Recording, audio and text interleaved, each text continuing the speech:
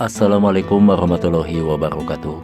Kembali lagi di channel yang sama. Kali ini saya akan membahas tentang legenda Gunung Guntur dan mitos Gunung Guntur yang berada di Kabupaten Garut. Apa mitosnya dan bagaimana legendanya? Dan legenda ini ada kaitan atau mitos ini ada kaitan dengan pemberontakan Darul Islam, tentara Islam Indonesia yang berada di Kabupaten Garut. Oke, untuk mengetahuinya simak saja video ini sampai selesai.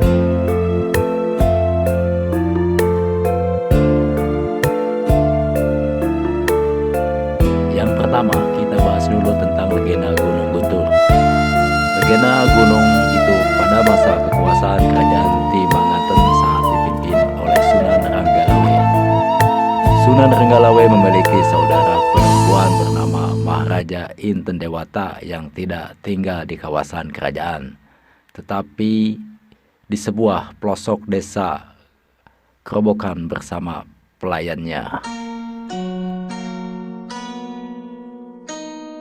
Pada suatu masa, Kerajaan Timanganten mengalami kekeringan akibat kemarau panjang. Melihat rakyatnya hidup kekurangan air, Sang Sunan memerintahkan staf dan menteri kerajaan mencari area yang tepat membuat bendungan atau danau. Singkat cerita, ditemukan kawasan yang cocok untuk membangun danau dan bisa membebaskan rakyat Timanganten dan kekurangan air. Tetapi lahan itu berada di bawah kekuasaan Maharaja Inten Dewata. Maka Ranggalawe mengirim utusan kepada kakaknya untuk meminta izin.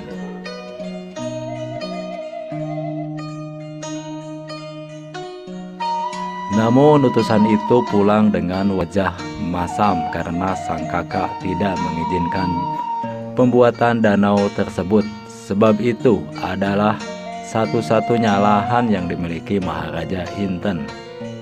Tetapi rakyat Timanganten tetap berharap memiliki danau dan mendesak rajanya membuatkan sarana itu. Akhirnya Sang Sunan Ranggalawe mendatangi sendiri kakak perempuannya, tetapi tetap tidak mendapat izin.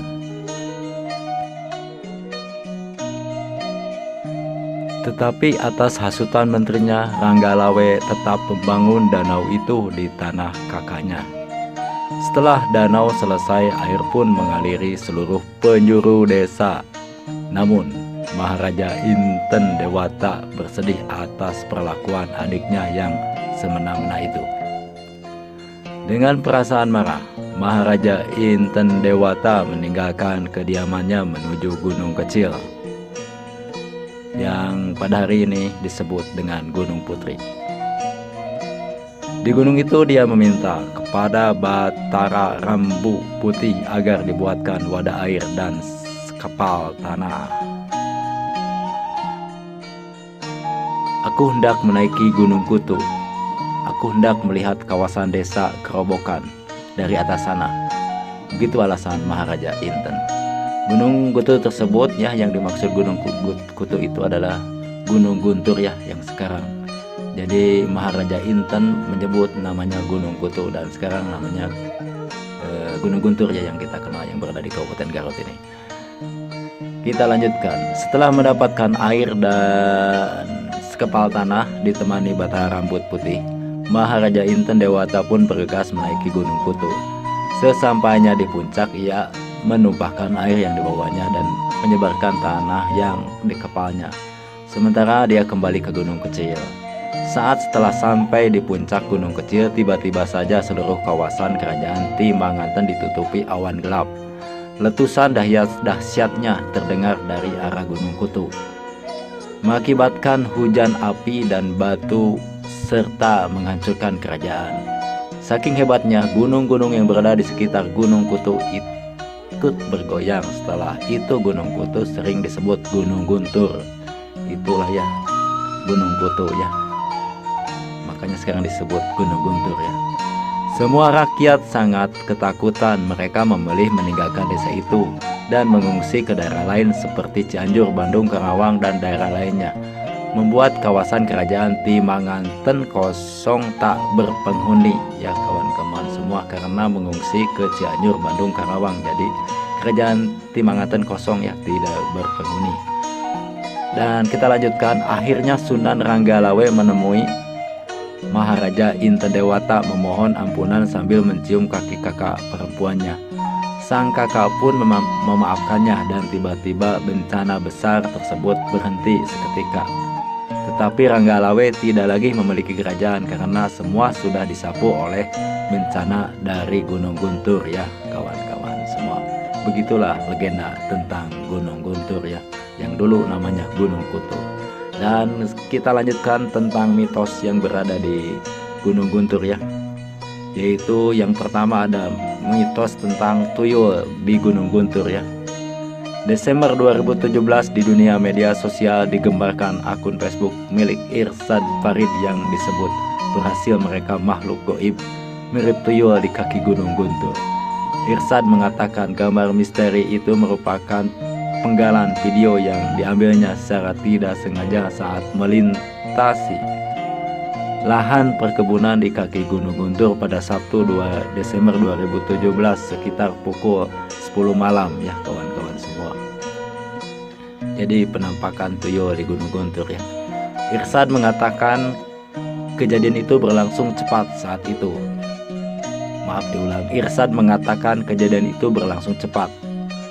Saat itu ia bersama Sansan temannya berencana bertandang ke rumah sahabat mereka di kawasan Kampung Bojong Masta, Desa Pananjung, Kecamatan Tarogong, Kaler. Begitulah ya tentang penampakan tuyul di Gunung Guntur ya. Kita lanjutkan dengan larangan meniup suling ya. Ada apa di balik larangan meniup suling? Saya akan jelaskan kembali ya tentang larangan meniup suling. Beberapa warga yang menetap di kaki Gunung Guntur terutama Kecamatan Tarogong Kaler yakin mengenai mitos larangan tiup suling itu. Jika ada yang meniup suling, menurut kepercayaan masyarakat setempat maka akan memanggil macam siluman atau yang disebut maung bungkelekan ke hadapan kita ya kalau meniup suling, katanya begitu ya tentang mitos niup suling ya. Mitos itu disebut-sebut erat kaitannya dengan sejarah ketakutan warga saat berlangsungnya momen pemberontakan DITI. Orang tua di era itu menakut-nakuti anaknya dengan mitos itu supaya tidak bising terutama waktu malam hari karena tentara sedang melakukan operasi menghancurkan kelompok DITI. Oh, ternyata mitos niup suling itu ada kaitan eratnya dengan penumpasan Darul Islam Tentara Islam Indonesia di Gunung Guntur ya. Jadi dikait-kaitkannya supaya tidak bising. Jadi adanya mitos suling itu sebetulnya supaya tidak bising karena TNI atau tentara kita sedang menumpas DITI ya menurut sumber ini. Oke, demikian ya tentang legenda juga mitos di Gunung Guntur ya yang berada di Kabupaten Garut, termasuk mitos tentang meniup suling ya yang sudah ketemu mengapa dilarang meniup suling di Gunung Guntur.